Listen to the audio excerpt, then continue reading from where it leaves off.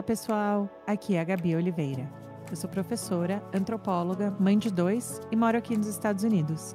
E esse é meu podcast Uma Estrangeira. Hoje no episódio eu converso com o André Fran. O André é jornalista, diretor e apresentador de TV. Vocês com certeza lembram dele pelo menos de alguns programas como Não Conta Lá em Casa e Que Mundo é Esse? Tem vários outros, tá, gente?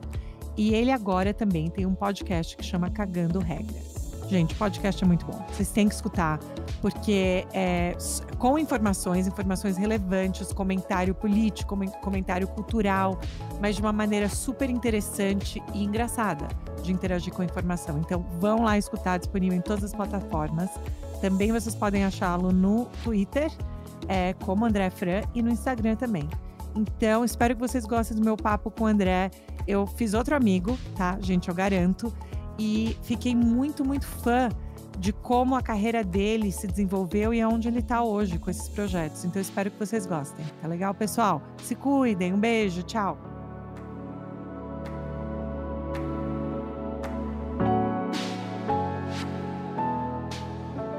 Mas muito, muito, muito prazer ter você aqui, André. Eu tô escutando todos os episódios do Cagando Regra. Ah, tá. O meu objetivo de vida é não ser mais o Fran do Não Conta Lá em Casa, do Que Mundo é Esse, da Globo News, mas virar o Fran do Cagando Regra. Aí vai ser o sucesso total. E eu tô te chamando de André. E aí, o que eu faço? Não, melhor te chamar de Fran? Não, eu sempre pergunto isso e eu sempre falo, fica a escolha do freguês, tanto faz. Tem gente, mesmo na família, tem gente que chama de André, tem outros que chamam de Fran, então não tem muita Mesmo na correlação. família? Na família não tem uma... Não, assim, mãe e pai é André, né? Tá, A então eu minha... vou com a mãe e pai, então. Eu vou Tá com a ótimo. mãe e pai. Então vou até obedecer mais, ficar mais comportado aqui hoje no podcast. Não, mas olha só, eu sou super fã. Uma das razões que eu sou fã, que eu adoro o seu conteúdo, é que eu acho que você é uma das poucas pessoas, assim, que eu acompanho, que topa falar de tudo, É, sabe?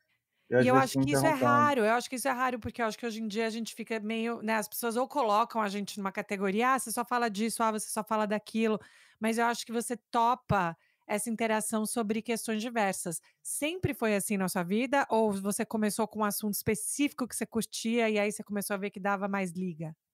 Sempre foi assim, eu sempre fui muito curioso, assim, gostava de ler muito, de ficar sempre me informando desde garoto mesmo. Eu era daqueles que a professora no colégio mandava ler Machado de Assis, a turma toda: "Ah, não", eu: "Yes!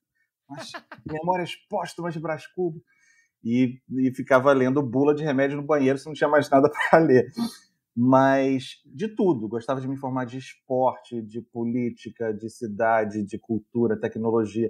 Mas claro que tinha uma predileção por essa coisa, até eu acho que você querendo conhecer e se informar cada vez mais, chega uma hora que as janelas que você vai abrindo vão se tornando cada Uhum. vez maiores. Então foi me levando para uma coisa mais para o mundo mesmo, né? Para ver, pô, mas beleza, e lá do outro lado do mundo?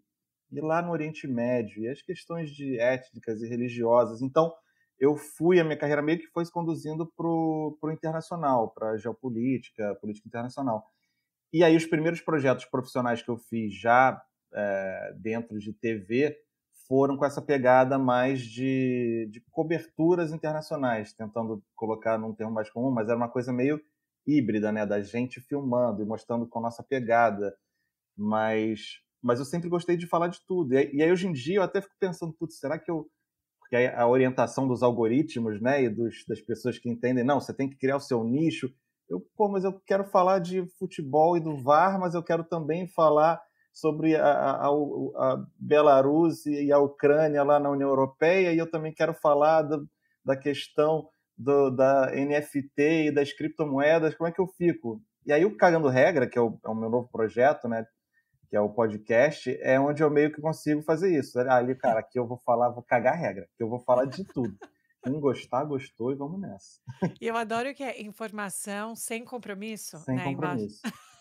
E eu achei muito boa essa questão, porque eu acho que essa questão de cagar regra primeiro eu achei brilhante o título, né? Eu acho que tem pessoas que sabem dar título para coisas e pessoas que não sabem. Eu sou uma das pessoas que sou péssima em título, mas eu acho que essa questão do cagar regra é algo que você conseguiu ironizar, brincar, mas também trazer algo que, na verdade, a informação que você traz é muito importante.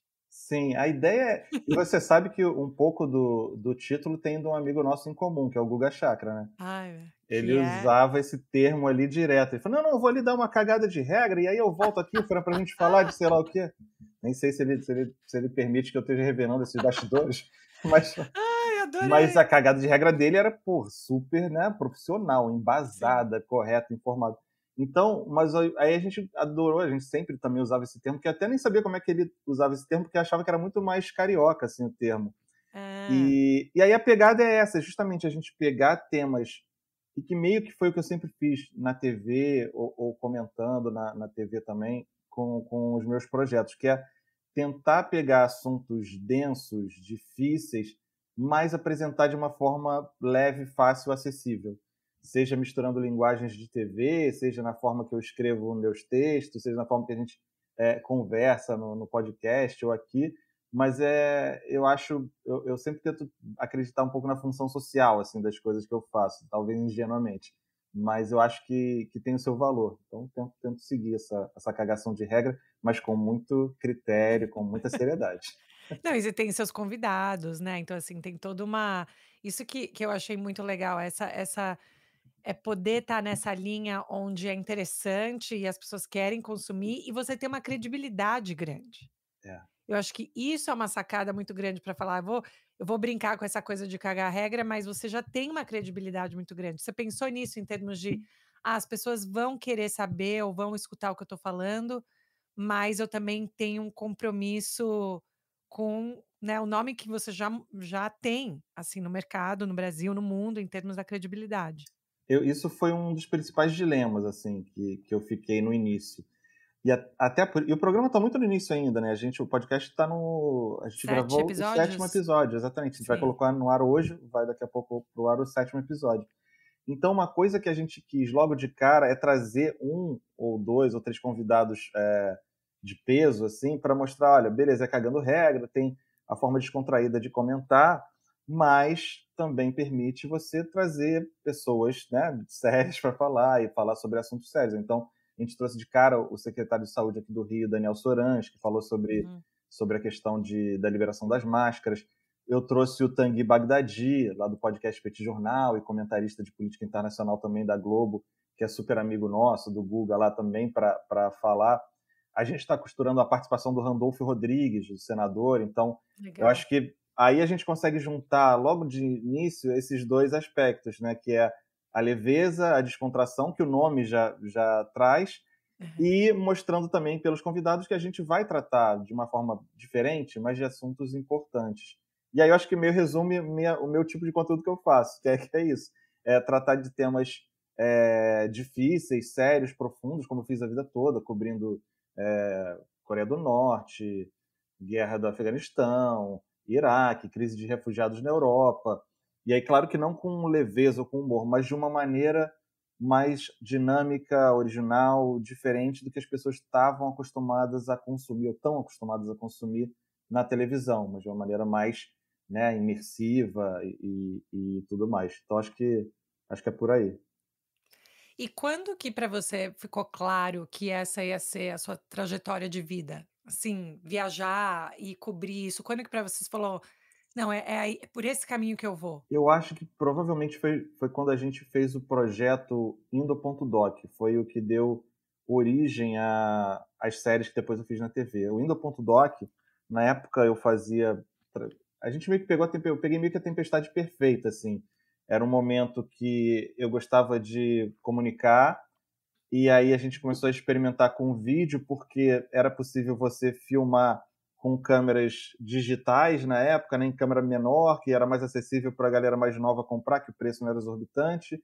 Dava para Hum. você colocar dentro do seu computador com cabo FireWire, não tinha nem ainda o Uau! cartãozinho SD, mas dava para você plugar lá e editar no computador lá do meu quarto, na casa dos meus pais, e brincar de editar. E, ao mesmo tempo, os canais, os veículos foram entendendo também a dinâmica disso, né? Olha, não preciso sempre gastar a minha estrutura gigantesca, um caminhão de equipamento, uma equipe de 50 pessoas para ter um conteúdo no ar. Eu compro dessa produtora pequena que já fez um negócio legal, porque os equipamentos e a qualidade de hoje permitem.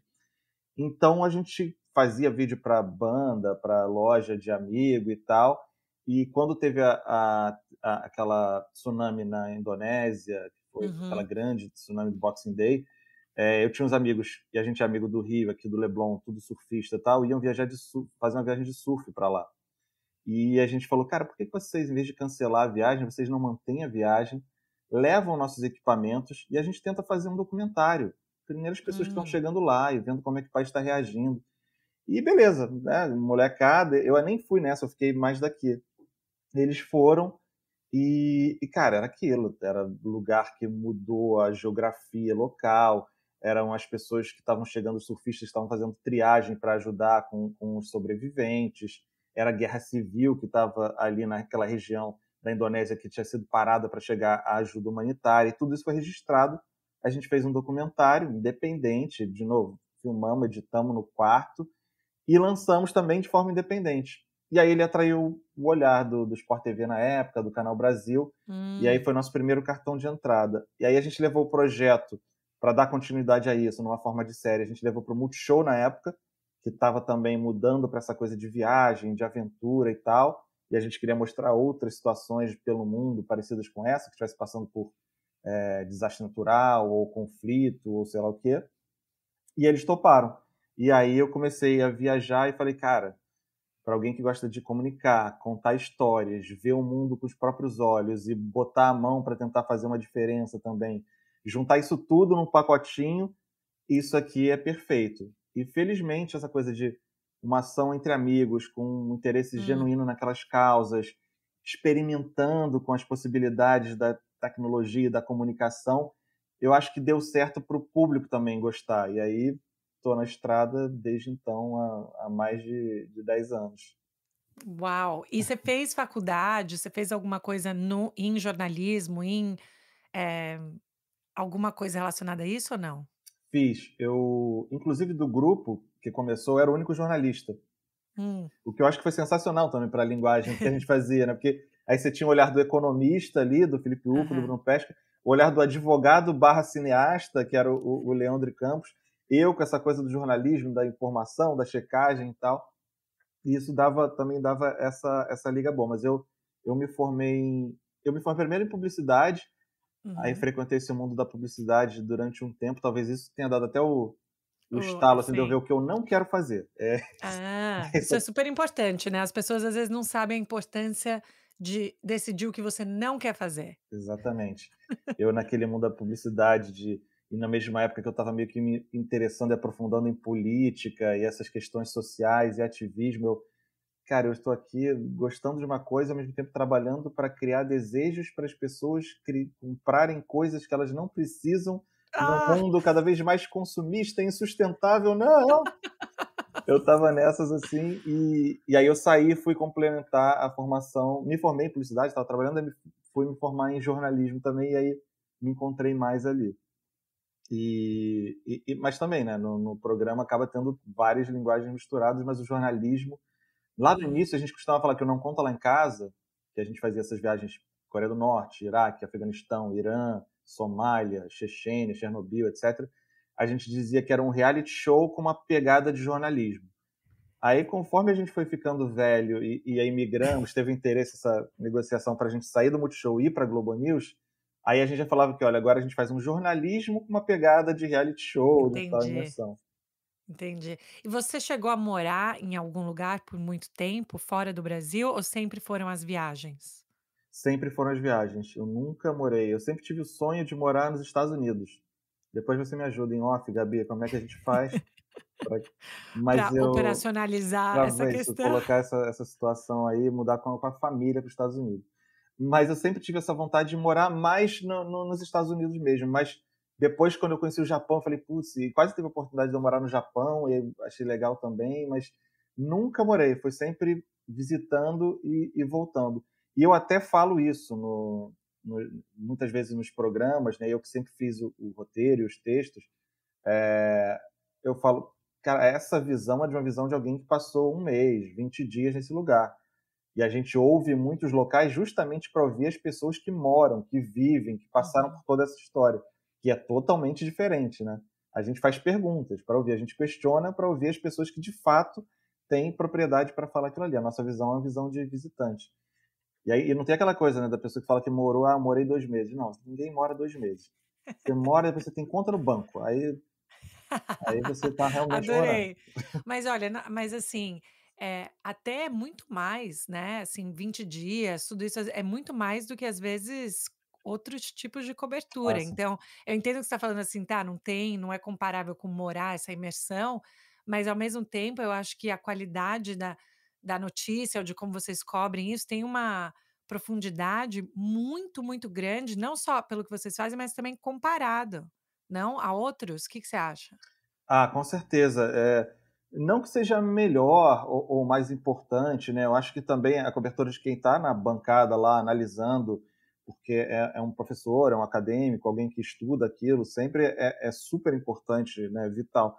Mas a gente, quando vai para um lugar e se propõe fazer algo que é mais do que um correspondente internacional, que também é super importante, alguém que está morando ali, que vai informar de um outro ponto sobre outras relações, a gente traz um terceiro tipo de olhar, né, de alguém que vai estar entrando em contato ali com as histórias na rua, e vai conversar com o refugiado, e vai tirar a criança de bote, e vai entrar, sei lá, vai correr de bomba de gás lacrimogêneo na Palestina, e que vai entrar no caminhão de ajuda humanitária para atravessar o Japão, até onde a tsunami atingiu. É um outro tipo também de olhar. Eu acho que é super importante. E aí sim, a gente precisa pelo menos ter um tempo ali para vivenciar isso, ou para participar daquelas histórias pontuais que a gente quer contar. Uma das coisas que motivou muito a gente era isso, era de ver e a gente como consumidor de jornalismo internacional também, era muitas vezes ver a Primavera Árabe, né, Uhum. e o cara falando sobre a Primavera Árabe na BBC, da varanda de um hotel em Tel Aviv. A Hum. situação aqui no Oriente Médio começa a ficar tensa. Fala, tensa aí, meu amigo. Tensa tá lá na Praça Tahrir, lá no Cairo. E a gente, tipo, mas como é que tá lá? Tem alguém lá com a câmera ali no meio Uhum. mostrando? Tinha o Anderson Cooper e Hum. tal. Claro que tem, mas a gente queria estar no olho do furacão das coisas, né? E essa sempre foi a nossa pegada. E eu sei que você tem uma filha, né, Estela, mas você tem Isso. mais? Você Não, tem só ela só ela. quantos anos Estela, ela tem? 5 anos. 5 anos. Aí eu E de descer aqui agora para a gente conseguir ter um pouco de calma, mas, você, quem Não, mas está nos tudo bem, não tem ouvindo, se problema ela nenhum, porque eu irromper tenho aqui a não, qualquer não tem momento. problema, é super super bem-vindo. Eu tenho o meu de 4 tá em casa hoje, porque a escola tá fechada, então pode ser que ele apareça também, mas eu tô aqui trancada. Mas eles conseguem saber onde a gente tá, né. Exatamente. Pensa em detetive treinado, essas crianças de 4, Sim. 5 anos. E precisam exatamente nessa hora. Exatamente. Mas desde que você teve, né, que você virou pai, que você teve a Estela, mudou a sua concepção de perigo, né? Porque assim, tudo que você descreveu até agora para mim parece um pouco perigoso. Pois é. Para Eu mim. A gente, desde o início, a gente quis evitar, falar ou se taxar como aventureiros, destemidos, corajosos que vão, porque, primeiro, eu acho que tirava um pouco da credibilidade de alguém que estava fazendo algo com critério, analisando, para mostrar a Uhum. realidade, não indo passar perigo, viver aventuras. E segundo, porque a gente não queria passar perigos e aventura. Exato. A gente queria ir, ver e voltar ileso, sem o maior tipo de problema.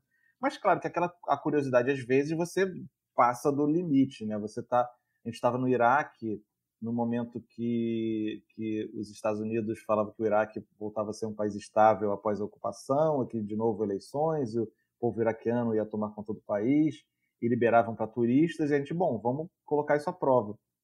E Hum. a gente sempre ia, a gente nunca viajou como correspondente ou com visto de jornalista. A gente ia como turista normal para ver a realidade sem filtro, sem ter um Hum. relações públicas recebendo a gente, sem Hum. ter um secretário de cultura colocando a gente para ver só o lugar bonito. A gente ia na cara e na coragem. E aí no Iraque a gente pede para visto, falou, pô, não, estão emitindo visto? Estamos emitindo visto, sim, que legal. E quantas pessoas já estão indo? Ah, não, vocês são os primeiros. A gente, tá, ótimo. Mas era bem isso, né? Era meio que colocar, ver com nossos próprios olhos aquela realidade. E às vezes a realidade que se mostrava quando a gente chegava no local era totalmente diferente daquela que era propagandeada por Uhum. interesses das grandes nações e tal. E esse era o valor do programa, né? Era ver com nossos próprios olhos. E mas por aí a questão do perigo, e aí a gente tentava sempre evitar o perigo justamente para isso, né, para ter a credibilidade, mas às vezes esse limiar se confundia um pouco. Mas quando realmente eu tive a minha filha, e quando a minha mulher estava grávida, a temporada que eu estava filmando foi exatamente a da crise dos refugiados. Então, que foi Hum, desencadeado enquanto crise, entre aspas, né, uhum, com aquela uhum, imagem de uma criança morta numa uhum. praia da Turquia, quando estava atravessando Sim. para a Grécia. Mas é curioso como é que depois que você tem filho, o olhar muda totalmente, a sua perspectiva de Uhum, mundo muda totalmente, né. Então, quando eu estava lá, eu já estava mais sensível a essa história e tal, assim, hum, das crianças e tal. Quando eu voltei, a minha filha nasceu, e aí foi bem nessa época, aí a gente curtiu aqueles primeiros meses aqui, tã-nã-nã. Eu fui fazer uma palestra em Porto Alegre, aí falando, e aí eu fui contar pela milionésima vez essa história da criancinha, e aí eu comecei a reparar que ela estava com um sapatinho e a camisa hum, que alguém colocou nela, não sei o que, eu comecei a chorar no meio da palestra. Um hum. mico terrível, porque eu falo: "Cara, você começa a ver e começa a se tornar muito mais próximo àquela história que você está contando, né, você começa a meio que sentir na própria pele". E isso acabou valendo também para certo tipo de risco, que eu comecei a tirar um pouco o pé, assim, eu me verificar melhor exatamente o que é que a gente estava fazendo. E até do tempo de viagem, né, gente, vamos otimizar agora, chegou ali, filmou isso, pã, voltou para casa, não quero ficar muito longe da minha filha não, porque antes a gente ia, ficava, sentia o lugar, fazia amizade e tal. Eu agora não, chega, passou o tempo, tô velho e pai já. Mas é interessante isso, pensar essa questão, né, que você falou, que você descreveu como mico, né, assim, que você tá lá chorando e tal. Mas eu acho interessante isso, porque é algo que é quase como se a gente autoanalisasse, né, tipo, se você saísse do seu corpo e visse você lá chorando, você ia falar: "Para, não, não faz isso mais". Mas é uma questão que também tem uma questão de humanizar todas as partes envolvidas em documentar coisas que são trágicas, né. E assim, eu acho que às vezes a gente tentando ser objetivo e fazer enfim, analisar algo, essa tentativa de objetividade, às vezes não deixa a gente engajar dessa maneira, que é uma maneira que de de choro. Eu tenho meus problemas quando eu falo sobre alguma coisa que eu estou fazendo, e aí se eu choro, eu tenho mais problema com isso, porque eu me sinto às vezes, tipo, o meu privilégio de poder chorar sobre algo que não me afetou da mesma maneira que afetou aquela criança, aquela família, então eu tenho culpa por aquele choro, sabe. Esse é o meu racional, mas o que que você acha dessa parte de humanizar também quem fala sobre as notícias? Eu acho importante, eu acho isso era uma coisa que a gente no início ficava com medo por ser um defeito, digamos assim, do Uhum, programa. E que depois de algumas experiências a gente falou: "Cara, antes de sermos profissionais ou jornalistas, nós somos seres humanos. Então, se a gente vai estar quebrando alguma ética jornalística na hora que a gente entra em contato com a nossa história para ajudar uma senhora que não sabe nadar e está caindo na água ali na Grécia, paciência". A gente hum, durante essa temporada a gente precisava ir da Hungria para Sérvia, se eu não me engano. Ou se era antes, talvez, não sei. Mas a gente estava chegando numa fronteira e a única forma de chegar, a gente estava entrevistando as pessoas, e ele falou: "Olha, a gente está levando, mantimento para várias famílias que estão presas numa fronteira, que elas não podem, elas estão saindo de um lugar e estão proibindo elas de entrar em outro". Então, são famílias, pais, mulheres, crianças que estão dormindo na rua, no frio da Europa naquela época. E a gente está levando um carro cheio de mantimento. A gente, não, a gente ajuda. Então a gente, além de ser do nosso papel de documentaristas ou jornalistas, a gente carregou o carro com mantimento, a gente distribuiu hum, cobertor no meio da noite, e a gente. Mas a forma que a gente humaniza isso é trazendo para dentro da história que a gente está contando. hum, Então, o Michel, que é o meu colega que estava lá comigo na crise de refugiados, nessa hora está distribuindo cobertor e faltava só um e tinha 5 mãos estendidas assim para ele, ele se emociona na hora, porque ele fala: "Cara, estava na minha caiu no meu colo decidir quem ia passar frio ou não naquela hora", hum, né. Que ser humano está preparado para isso, né, vivendo uma situação daquelas. Então, a gente traz isso para dentro do programa de forma muito espontânea e natural. E eu acho que isso acaba também cumprindo esse papel de informar ou de atingir mais as pessoas para aquela questão. mais do que se a gente fizesse um relato formal. Naquela noite tinham cerca de Hum, 450 refugiados, nem todos tiveram acesso aos mantimentos levados pela ajuda humanitária, que beleza, é a mesma informação. Só que hum, quando você passa o cara que está destruindo o cobertor e vê que não tem para ninguém e alguém vai dormir no frio, e você sente aquele dilema dele, a aflição, você está passando a mesma história, mas talvez você esteja tocando mais a pessoa para aquele drama humanitário, o que eu acho super importante por conta daquilo. hum. Eu acredito muito na função social e tento ser esse grãozinho de areia para para fazer alguma para colaborar de alguma forma com um mundo melhor, né. Mas isso que é interessante, porque eu acho, voltando à questão da sua credibilidade, eu acho que isso também é algo que você traz, né, essa questão, humana e profunda da experiência de estar sendo, observando, né, e participando de tudo que está acontecendo. Eu acho interessante que pelo menos aqui nos Estados Unidos, clipes de repórteres que ou começam a chorar no meio de uma reportagem, ou que, né, quebram com o script, começam a falar coisas e tal. Esses são os clipes que as pessoas estão clicando milhões de vezes. Então eu acho interessante que, assim, o consumo, né, do TikTok, o consumo do Instagram, o consumo do YouTube é atrás desses cliques onde as pessoas teoricamente quebram ou partem com o script. Uhum. E eu vejo uma demanda para isso, uma coisa mais não tão editada. E como que você vê esse movimento? Isso é real? Eu que estou imaginando, o que que você acha? Eu também comecei a perceber bastante isso de uns tempos para cá. Não só nos Estados Unidos, mas aqui no Brasil também a gente vê algumas situações assim. Eu acho que tem o lado disso, de você humanizar, né, o profissional que está ali. Eu acho que você, às vezes, consegue passar até mais. Isso que eu estava falando do nosso exemplo. Acho que às vezes você consegue até passar melhor a urgência daquela questão, ou o poder daquela história, o quanto aquilo é impactante para a realidade das pessoas. Ao mesmo tempo, eu acho que às vezes a pessoa ou está tirando um pouco do Hum, palco de quem ela deveria estar dando, de quem deveria ser uhum, o palco da história, né? sim. Que é meio isso que você falou, né? A pessoa que realmente está sofrendo, que merece atenção, que a gente tem que tentar ajudar, que tem que tentar mobilizar os agentes públicos para olharem e mudarem aquilo ali, é quem está ali vivendo aquela realidade, né? A Hum, pessoa que está chorando ou se emocionando, às vezes não tá roubando um pouco desse, total. desse foco, eu acho. Ou seja, tem choros e choros. Claro que todos são legítimos, mas tem aqueles que eu acho que talvez não coubessem em certos momentos.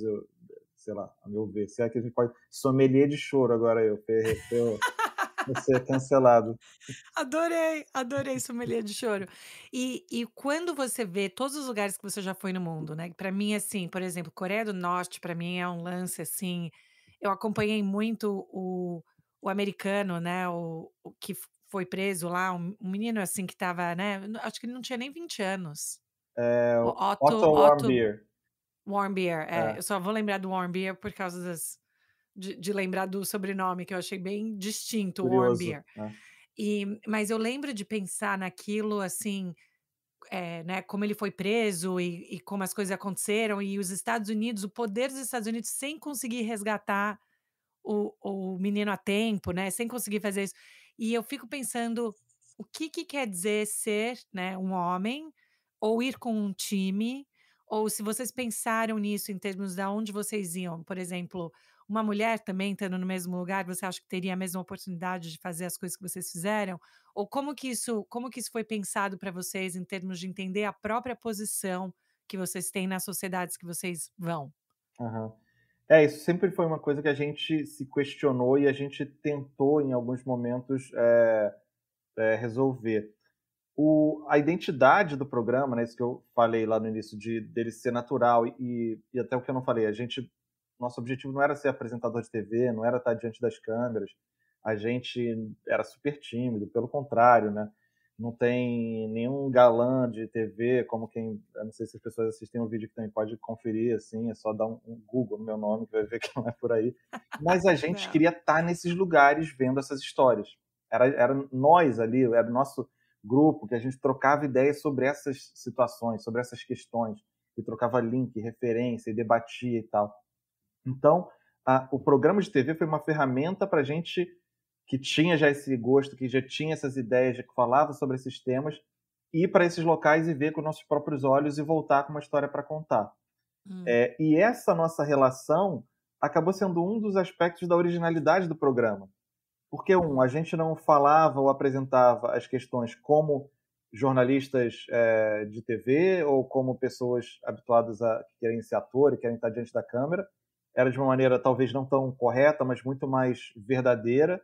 A nossa relação, a hora que às vezes, a gente não está contando para a câmera, a maioria das vezes a gente está falando um para o outro. Cara, você viu aquilo ali? Putz, me lembrou aquele outro negócio que a gente estava estudando. Então, passa também as informações de uma maneira muito mais natural e acessível. E acho que isso fazia muito parte da química e da identidade do nosso programa. Que por acaso não tinha naquele momento uma menina junto. Tinha as Hum. meninas as mulheres que participavam em outros grupos, em outros núcleos, de Uhum. outras coisas, de outras coisas que a gente fazia, mas aquela ali específica por acaso não.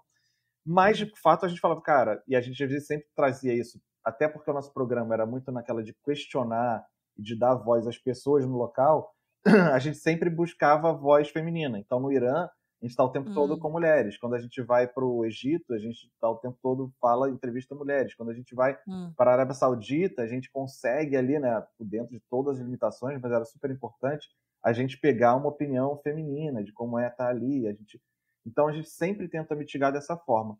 Mas, de fato, o que eu pude sentir que, cara, agora, assim, todo mundo que pergunta, pô, tinha que ter uma mulher no programa, e realmente tinha que ter, a gente ajudou a produzir o programa O Futuro é Feminino, do GNT, que é feito pela minha produtora, e que a Cláudia Alves, a Fernanda Prestes e a Bárbara Bárcia chegaram lá para a gente com uma ideia, a gente ajudou a formatar o projeto e virou O Futuro é Feminino, já foi pro ar a primeira temporada no GNT, já está sendo finalizada a segunda temporada, que são mulheres conhecendo países pela ótica do ranking de igualdade de gênero do Fórum Econômico Hum. Mundial. Então, na primeira temporada, elas vão para Islândia, que era o primeiro, né, o lugar mais, que é o melhor lugar para uma mulher viver, que tem maior igualdade de gênero, e vão para o último, que é o Paquistão, para mostrar a Hum. realidade nesses dois lugares, que é genial. E elas são ótimas, além de amigas, são profissionais sensacionais. E ali a gente fica só de. A gente, quando eu falo, sou eu, né? Fico só de pano de fundo ali. Eu sou só um produtor executivo, dou ali os pitacos para ajudar no que elas me pedem, mas elas que tocam o olhar feminino e sinto que ali dá para dar uma. É como se fosse o que mundo é esse feminino, né? Entendi. É o que tudo que a gente não Que tem, elas legal. têm com total propriedade. E de verdade que, assim, pra mim não foi nenhuma crítica, hein, pra mim era mais uma questão de pensando até por segurança, né, o que estando Ah, nesses sim, lugares, o que que pode acontecer, porque eu acho que isso também é uma questão, sim. que me faz pensar muito quando eu vou para lugares, quando eu penso nisso, eu sou muito consciente de espaços que podem ser diferentes por ser quem eu sou. Aham, não, isso totalmente. Várias situações a gente não só faltou o olhar feminino, porque tinha um olhar feminino, mas o olhar feminino local, não o olhar feminino de uma mulher como nós, estrangeira, chegando no lugar, como ela é percebida, Uhum, né, como ela se uhum, sente, o que que ela vê, o que que ela passa. Não só por essa deficiência, mas até para deficiência de que coisas que não daria para fazer. Né, uhum, olha, ó, isso aqui não, aqui você não vai não, viajar pra a Arábia Saudita a gente demorou muito tempo para fazer, porque a gente queria levar uma mulher com a gente, e aí a hum, gente até mapeou várias amigas que tinham esse perfil, que queriam fazer esse tipo de cobertura, mas você não podia viajar para a Arábia Saudita se você não tivesse acompanhada do seu responsável legal, ou seja, seu marido ou seu pai. Então essa colega não poderia ir com a gente, né, sim. dentro do esquema que a gente se propunha fazer os programas. Então, Meu várias Deus. coisas tinham esse lado, assim, uma mulher não teria como a gente fazer, ela não teria como fazer e a gente não teria como fazer também. E Essa é a agora eu realidade. posso eu tenho várias perguntas que eu queria te fazer sobre a sua análise sobre, já que a gente está na batida cagando regra, e pensando assim, porque uma das coisas que eu também admiro muito, que eu gosto muito de consumir, né, como seguidora, consumidora do seu conteúdo, é que você critica governos que estiverem no poder. Tanto faz quem tá, tipo, a gente tem que ser crítico, né, eu acho que para mim esse é o meu lema número um para que pessoas tenham credibilidade comigo, assim, em termos de só porque quem você quer foi eleito, então agora tem que ficar quieto e não pode, né, ter crítica. Então isso eu tenho muito problema hoje em dia, e com essa questão, né, de político de estimação e tudo isso. Eu vi que outro dia você estava falando sobre a questão do mesmo do Obama, né, aqui nos Estados Unidos, como ele é, assim, pelos liberais aqui, visto como, né, o queridinho, até como você falou, mas que as pessoas não fazem ideia, né, às vezes, de tudo que aconteceu com questão de deportação, de bombardeio por drones, enfim, tudo aquilo. Como que você lida com essa ideia de tentar achar quase que achar buracos em narrativas que estão muito estáveis, sabe? Então, assim, esse foi um exemplo para mim do Obama, mas qual que é a sua relação em ser um ativista crítico de governos? Pois é, eu acho que agora, eu já passei mais perrengue com isso, porque eu falava mesmo, eu criticava mesmo e eu tenho, claro, eu tenho minha orientação, mas a gente chegou num ponto que, assim, você defender direitos humanos era você ter lado. Você Sim. ser a favor do casamento gay, você é desse lado. Você ser a favor da descriminalização do aborto, então você é do lado. Não, gente, isso são questões humanas, isso não é lado. Eu tenho lado, eu acredito mais a economia deve ser de uma maneira ou que a política deve ser de outra. Sim, cada um Uhum. tem a sua preferência, a sua crença e tal, mas tem coisas que não é lado, gente, pelo amor de Deus. E eu sempre falei, e várias vezes, assim, profissionalmente, pediram para eu evitar, vamos tirar o pé aqui de entrar em conflito e tal. Mas agora, nossa, que horror falar que tem um ponto positivo nesse governo genocida fascista que temos aqui no Brasil.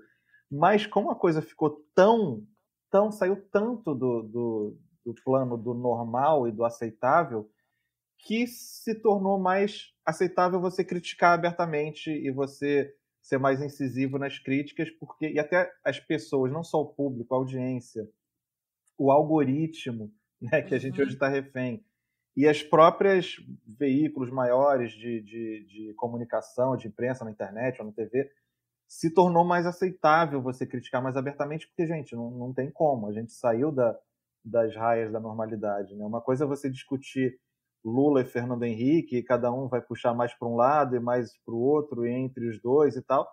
Outra coisa é Bolsonaro, que não dá, é extrema direita, é algo absurdo e hediondo, e que são fatos, né? Não é a questão, é a ciência que diz, são as relações internacionais que mostram, é a balança comercial que fica evidente. Então, eu acho que ficou mais fácil para mim criticar e ser mais abertamente crítico nesse sentido. Acaba tomando porrada só dos extremistas também, que ainda resistem lá bravamente. Mas, mas é isso, eu respondi? Não sei se eu respondi. Não, é porque eu estava pensando nisso, assim, essa questão de ser crítico com o que porque uma das coisas que eu recebo muito, né, que eu vejo, pelo menos no meu Instagram, é que as pessoas, especialmente quando eu falei das eleições aqui, Trump versus Biden, né, eu recebi muito, mas muita mensagem de brasileiros que apoiam o Trump, né, meio que falando que absurdo, porque me perguntaram para quem eu ia votar, eu respondi, porque eu não achava que não é uma questão só de partido, para mim era uma questão de, né, estabilidade versus combate. Eu prefiro estabilidade, assim, no mínimo, né. Então, assim, mas eu acho que hoje em dia as discussões elas são muito baseadas em medos das pessoas e o algoritmo e tudo isso, né, dá comida para o monstro do medo que vive nas pessoas. Você sente essa questão de que os discursos acabam muito polarizados e que vem de muito medo, ou você acha que tem outra coisa aí na receita? Eu acho que e já fiz alguns vídeos lá no canal do YouTube, que foi outra coisa também que eu inventei durante a pandemia, para ter Não tem mais o que fazer. mais o que fazer. E, Você não estava ocupado o suficiente, pois não, é, né? Não, imagina. lá no início eu pensei, gente, pandemia, né, a gente tem que ficar em casa, então vai ser mais tranquilo, vou estar aqui paradinho. Nossa senhora, depois é que veio a realidade do home office com uma criança de 4 anos dentro de casa. Meu Deus. Mas, mas ali eu já fiz alguns vídeos falando sobre a influência do algoritmo nessa situação atual do mundo que a gente vive. E aí falei também de fake news, QAnon, Proud Boys, eleições americanas, Como nasce, tem um vídeo que eu falei que é exatamente focado nisso que você perguntou, Gabi, que é o Como Nasce um Extremista. Porque Hum, eu peguei uma série de leituras que eu fico consumindo que tem total relação em explicar esse fenômeno e hum, como a internet, né, e os algoritmos, claro, dentro dela, as redes sociais, fizeram isso ganhar um tamanho de você ameaçar democracias no mundo todo. Porque é seríssimo, né? O que era uma loucura de degenerados num fórum chain da vida virou algo decisivo na eleição da maior potência do mundo, que é os Estados Unidos. Isso, assim, não é, eu não estou especulando, não é uma não, não é. conjectura, é factual e comprovado. Então, tem vários fatores, né? Mas eu acho que tentando traduzir o vídeo ali que eu fiz resumidamente, e ele resume também, é muito um resumo de vários livros que eu coloquei até a bibliografia enquanto eu fiz o vídeo, ficou interessante.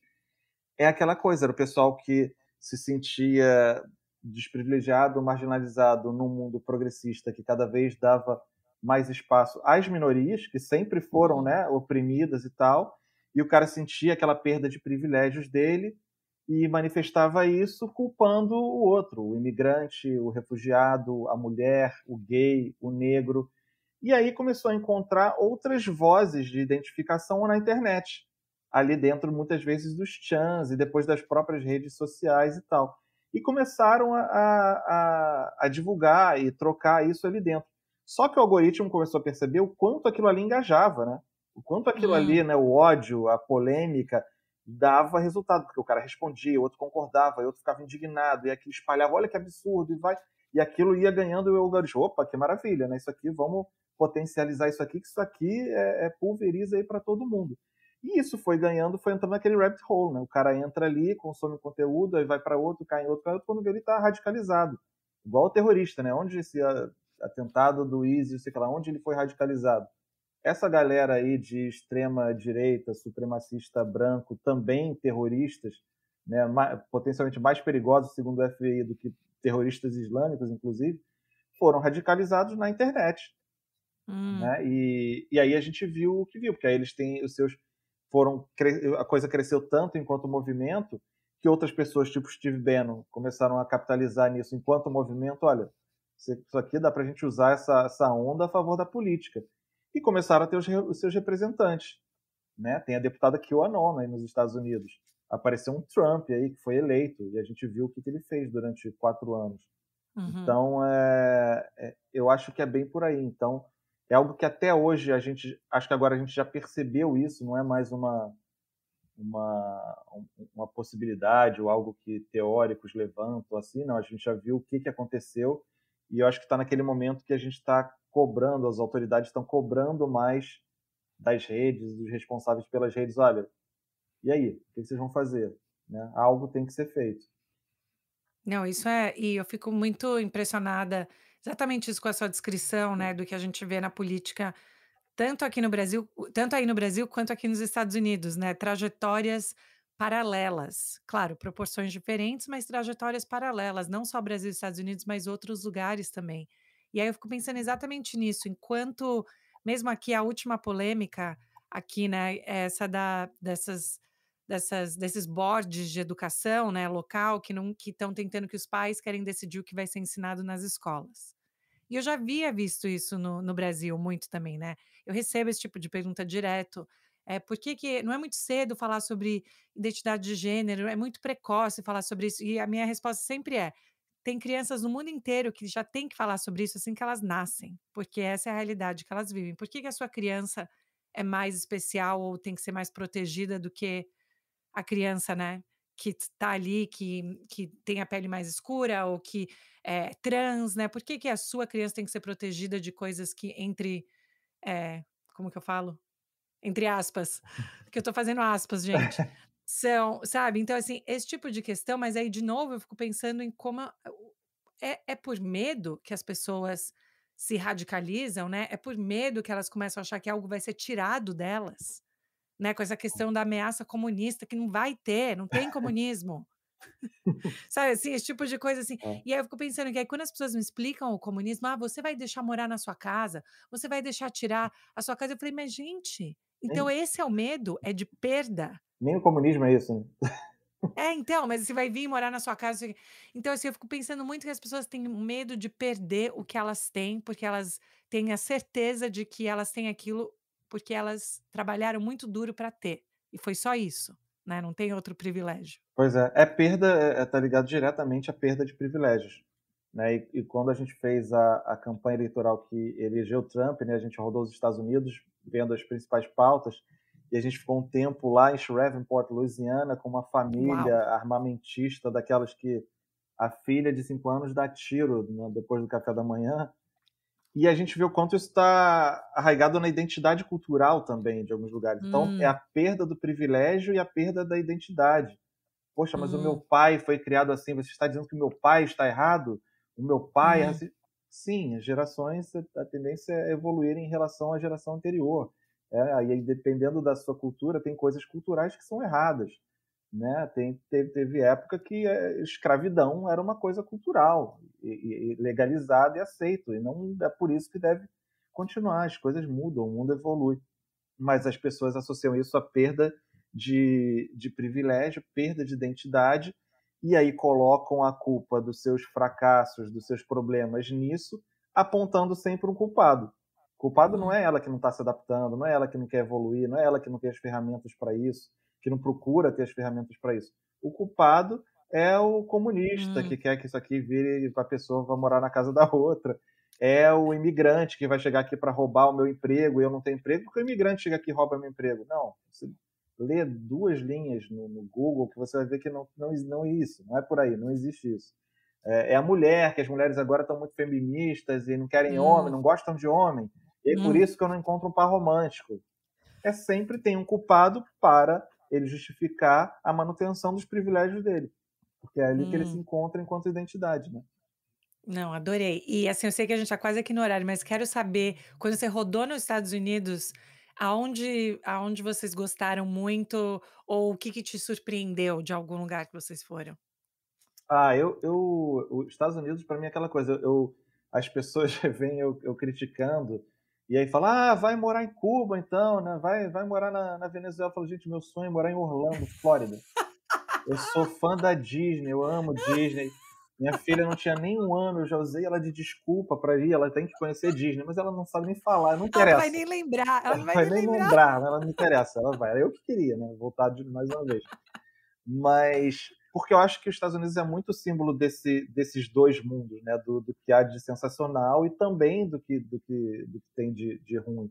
E a gente critica, mas a gente ama. Eu critico o Brasil hoje em dia todo dia, mas eu amo o meu país. Né? Eu critico o que tem de errado. E até quando a gente viaja, e eu sempre tento falar, olha, é importante a gente separar o governo do povo.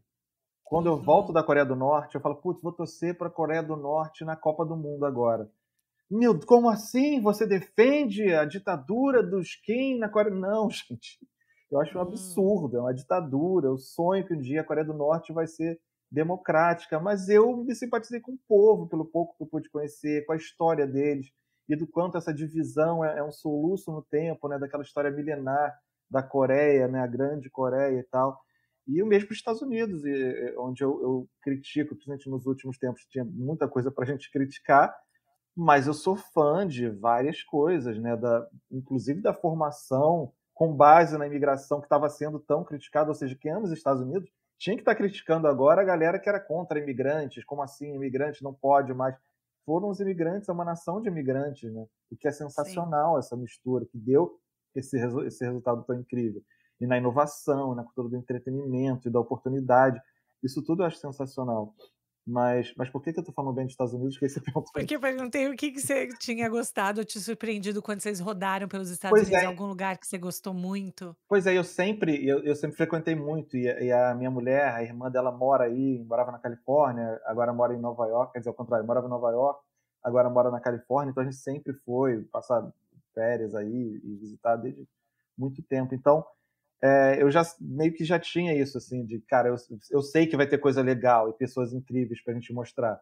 Não vai, não vai ser só uma coisa, um retrato dos Estados Unidos trampista. Não, não é isso, né? Mas uma coisa que ficou clara é essa diferença de como nos grandes centros mais Hum, diversos, né? Você tem uma visão muito mais progressista, enquanto você sai, vai para a área mais rural, vai lá para o Texas, vai lá para Shreveport, você tem a visão muito mais conservadora e trumpista. Aí é muito mais... Sempre que você faz aqueles mapinhas, né, azul e vermelho, e vê onde tem mais trumpista é onde tem mais antivacina, é onde tem mais gente que apoia a máscara, é onde tem mais democratas ou não trumpistas, digamos assim. Porque eu também não gosto muito de ficar nessa dicotomia. Eu sempre falo, cara, se você tem um candidato Barack Obama e Mitt Romney, você tem um debate sensacional, né? Total. Você vai ficar na dúvida ali de quem tem... Mas, que assim, saudade do Mitt Romney. Que saudade de um Mitt Romney representando o Partido Republicano. Mas quando você tem um Trump, não dá. Né? Quem está do lado do Trump tá errado, desculpa. Mas era por aí. Eu já sabia que ia mostrar coisas legais. Então foi bem nesse sentido, assim. E essas famílias que você conheceu, por exemplo, essa armamentista aí da criança que estava, né, atirando depois do café da manhã, você acha que eles sabiam da sua percepção sobre a política deles? Assim, por exemplo, será que eles sabiam que você falava que na sua cabeça você pensava, quem eu não concordo com o Trump ou tudo isso, ou eles entendiam, não, ele só quer conhecer o que a gente está fazendo? Eu acho que eles, assim, eu acho que a verdade mesmo que era e que eles percebiam é que eu estava ali questionando, porque todas as perguntas que eu fazia era do outro lado. Eu acho que, e eu acabo ficando como jornalista mais com essa parte das entrevistas e tal, eu tentei ao mesmo não ser agressivo e não confrontar para poder ter acesso àquela realidade. Se na primeira resposta dele que eu não concordo, eu falo, mas que absurdo, como você acha isso, não é assim, né? Acabou, o cara, não precisa voltar amanhã não, tchau. Eu ia perder de olhar aquele mundo por dentro, como eu olhei durante alguns dias. Então, mas eu não deixava de questionar. Então eu perguntava para ele, você tem um monte de arma aqui no carro? Eu tenho 6 armas aqui no carro. Mas e se a polícia te para? Não, eu falo que eu tenho a arma, ele me respeita, eu mostro a arma para ele, sigo viagem, não tem problema nenhum. Eu, tá bom, mas e se você fosse negro, a abordagem ia ser a mesma? Aí ele, não, mas é porque teve um caso, né, de um negro que estava com a arma legalizada e ele foi morto pela polícia. Mas aí você tem que ver... Então, assim, perguntando sem ser ofensivo, eu já mostrava um pouco da realidade e da minha opinião também, e isso passava no programa. E aí a gente consegue chegar ao ponto do cara chegar para mim, o problema aqui é conversa, todo mundo tomando cerveja e eles mostrando as armas e tal. O cara fala, o problema aqui foi que elegeram um presidente negro. E aí você vê esse componente racista também, disso que a gente estava conversando, da perda de privilégios e de colocar o culpado disso, né, no negro, no migrante, na mulher, que se eu tivesse sido lá atrás mais combativo, eu não teria mostrado esse lado. Eu poderia até ter citado, mas estava na minha voz, na minha palavra, um estudo que eu li. Quando a gente consegue o acesso, vai questionando, mas vai conseguindo estar ali dentro, eu mostro isso. Sabe? Eu mostro, olha, tem muito de racismo também, estrutural e direto aqui, culturalmente, nessa região, e na forma que essas pessoas pensam. E isso eu acho que tem um super poder, assim, para você mostrar a realidade de alguns lugares, de algumas histórias, de alguns momentos. Com certeza. André, adorei o nosso papo, que fantástico. E, gente, todo mundo tem que escutar o Cagando Regra, adoro falar. E que está já no 7º episódio, eu adoro escutar também, estando morando fora, me dá mais uma sensação de estar mais conectada também com o Brasil, então eu acho que isso traz um saudosismo positivo. Que legal. E já convido você para cagar a regra com a gente qualquer dia desses. A gente faz uma tabelinha lá. Fantástico, super, super, super obrigada. Quando você estiver por aqui em Massachusetts, aqui em Boston, você já tem sua casa, hein? O que precisar, estamos aqui. Vamos colocar as crianças para brincar num parquinho desses bem americanos que eu adoro. Tem um aqui do lado. Olha, pronto. Mas adorei, adorei, adorei. Obrigado. Super obrigada. Obrigado, Gabi. Beijo. Beijo. Tchau.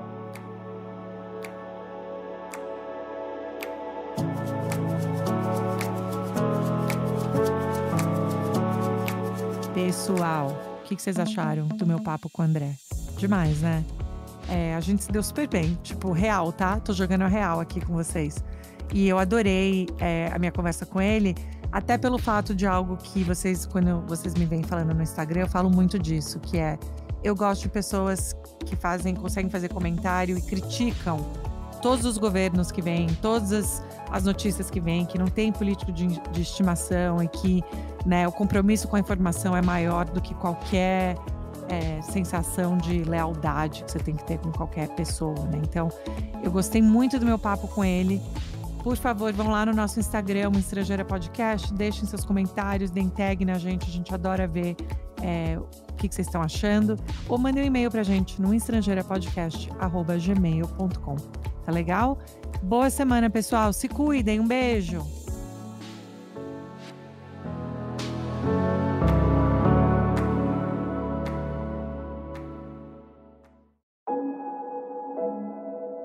Esse podcast foi editado por Fábio Guerrara.